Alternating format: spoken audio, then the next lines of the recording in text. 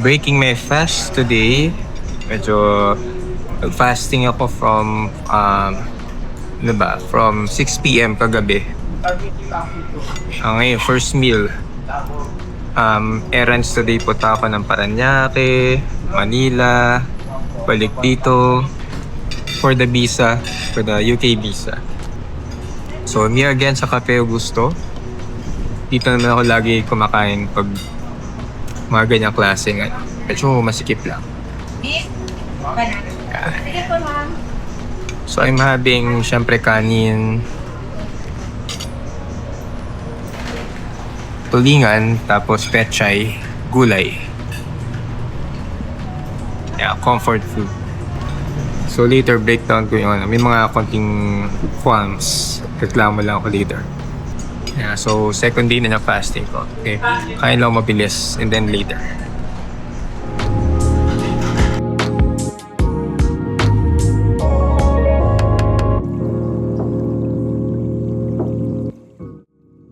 One eternity later.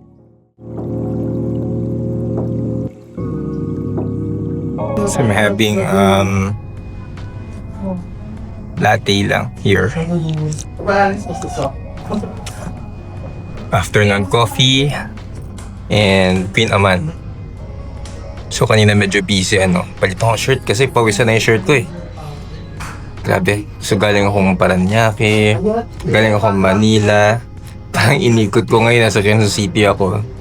Kainin ko lang tong Queen Aman at coffee and then I go straight ahead pauwi. And then I'll wrap up the video later. Check ko some thoughts lang. Yeah, kain lang ako. Yeah, coffee lang. Beef coffee lang dyan sa Brewman Coffee. So, pampalipas oras for the afternoon coffee and then I go na.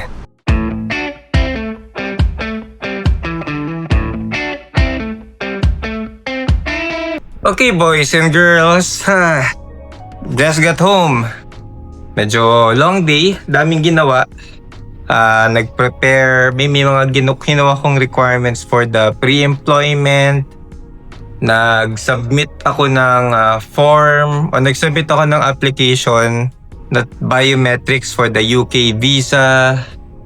Ang dami ko ginawa, umikot pa ako, pumunta ako sa kung saan-saan. At ano pa ba yung ginawa ko? Punta ng Cubao, kumain ako sa Cubao, merienda.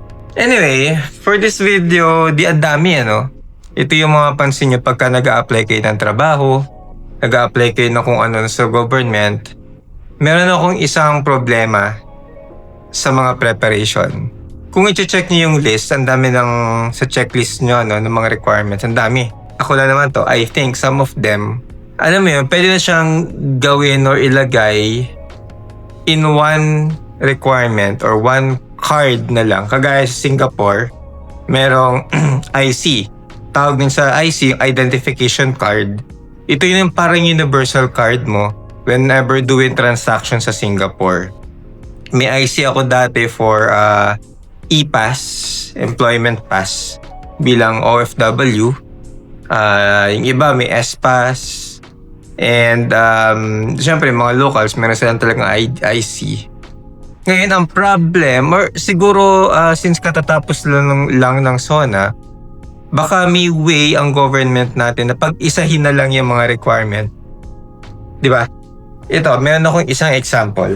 So part ng employment requirement sa akin are the following. So I have 4 documents here na feeling ko pwedeng pag-isahin na lang.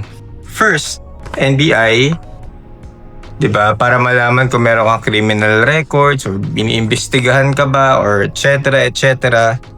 Hindi ko alam kung para saan naman ang police clearance. Di ba pwede naman magkapareho na yung police clearance at saka yung NBI. Kasi sino man objective na eh.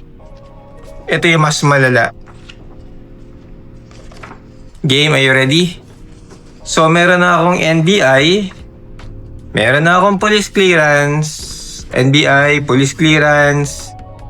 And then, sa requirements sa work, ni-require din ang Parañaque Police Clearance. So may ganyan na meron na akong police clearance national police clearance Meron pang Parañaque Police Clearance. I mean, hindi sa I mean, requirement siya, pero 'di ba, parang sayang yung oras, sayang yung pera na gagamitin mo para lang ma-accomplish tong mga to. Imagine, sa Parañaque Clearance, kada window may bayad ata. Parang yung isang window, hindi ko nga, chinek nga lang magbabayad ako 110. Okay, sedula, 59 pesos or 57, parang ganon. Tapos may isang window doon, after na-check na akala ko yun na yung 110 pesos, magbabayad pa pala ng printing for this. Printing nito, 160 pesos. Buti pa ito very isang Parañaque Clearance. Sayang yung oras, pero baka pwedeng hindi na kailangan. I'm not sure kung para saan ba itong mga to.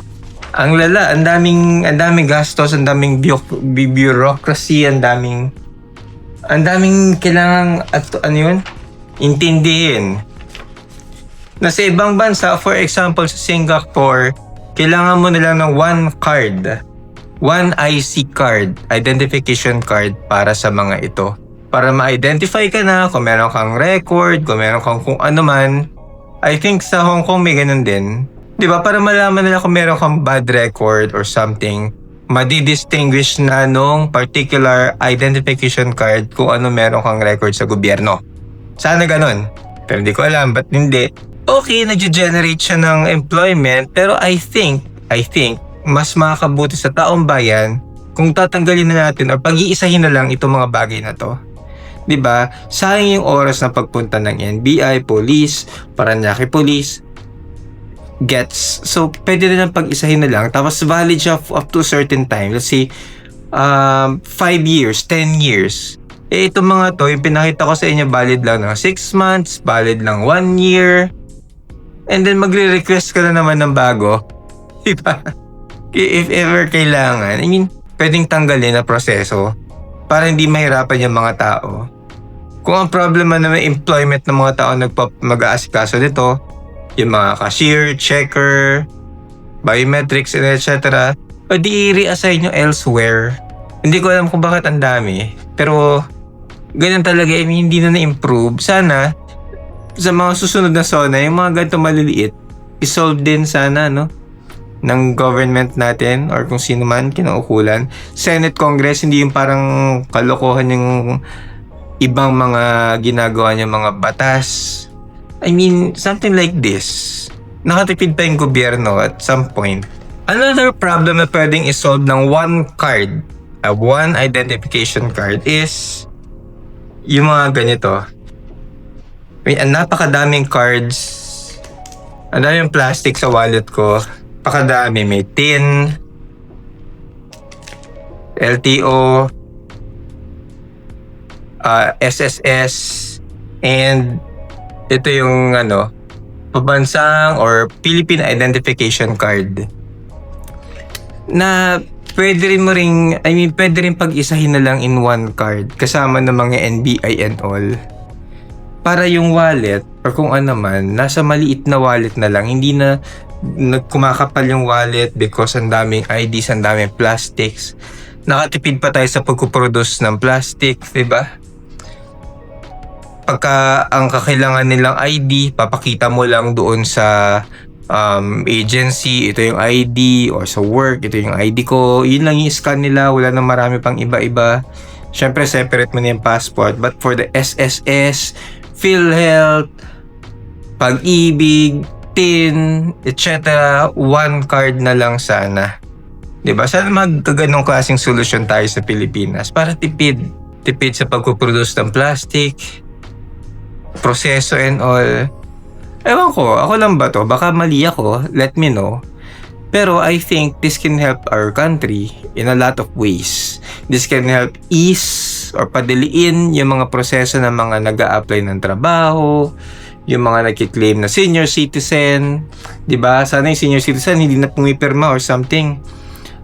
I-one card nyo na lang, ganoon, para hindi rin nahihirapan, 'di ba? Minsan pagka nasa senior citizen lane, pag may express lane for seniors, mas madali for them to pay and apply for discounts. Diba? I mean, nasolve na naman yun sa senior citizen. But for the general public, sana may ganun klaseng solusyon din na mapadali yung mga papers and all. Yun lang naman yung concern ko. I mean, parang something to help us Filipinos improve yung mga proseso natin and makatipid yung bansa natin. Mapadali yung mga proseso natin. I mean, you know, this works.